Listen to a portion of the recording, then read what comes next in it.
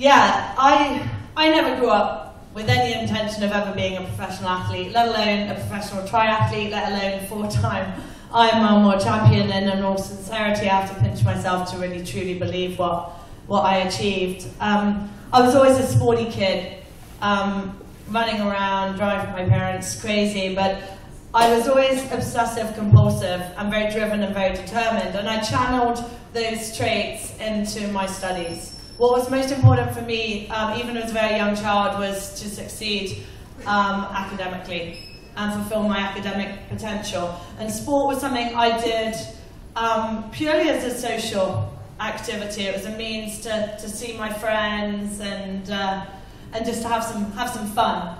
And I carried that all the way through to university, and then really gave up any kind of sport when I went traveling around the world for 2 years, aside from kind of exercising my boozing biceps. And while I was traveling, I met this amazing girl, and her name was Jude. And at that time, I thought I wanted to be a lawyer. And I was questioning the wisdom of that decision. And she said to me, Chrissie, look deep inside yourself and work out what your passion really, really is. So I looked deep inside myself. I realized that ever since I was young, my passion had been international development issues. Not that I knew it as that growing up, but I realized that's what it was. You know, I cared passionately about the world around me and trying to make the world a better place. So I went back to the UK and did my master's in international development.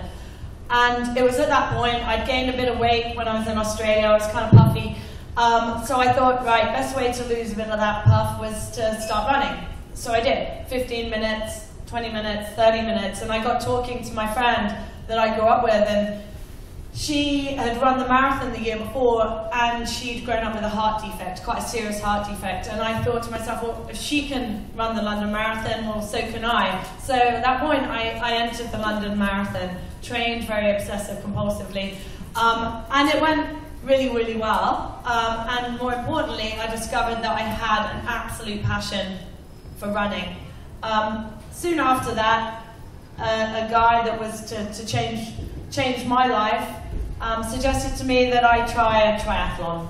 I'd never even ridden a road bike, and I did a couple of sprint triathlons in 2004. Then I went to live and work in Nepal. I was managing water and sanitation projects out there, but when I wasn't working, I was cycling. I bought a mountain bike, a second-hand mountain bike, and every morning before work, we cycled around the Kathmandu Valley.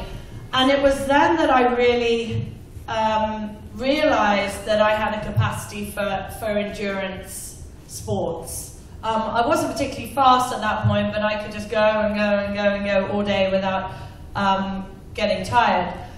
I came back to the UK in 2006 and thought, right, I'll give triathlon a good shot. Not auspicious beginnings. I entered a super sprint triathlon, which turned out to be neither super nor sprint-like, because I tried on a wetsuit the day before the race, tried it on, I thought, yeah, this kind of fits. And I probably lost about 50 pounds overnight, miraculously, because when I got in the water, the wetsuit was far too big, it flooded with freezing cold water, I couldn't lift my arms out of the water, couldn't swim, gun went off, had to be rescued by a kayaker.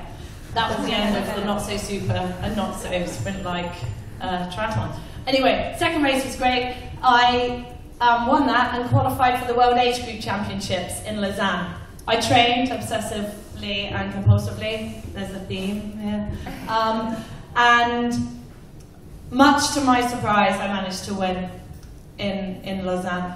I really never expected to win that race. And I knew at that point that I had a big decision to make. And for me, it was a big decision. I had a job that I absolutely loved. I was a policy advisor to the government on international development policy. I was passionate about the issues. I loved my job, and for me to become a professional athlete, take a leap into the unknown was a huge risk.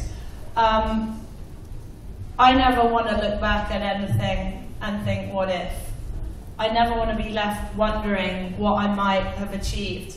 And I think we can all be immobilized by fear, you know, fear of failure, fear of the unknown, fear of what we look like in Lycra.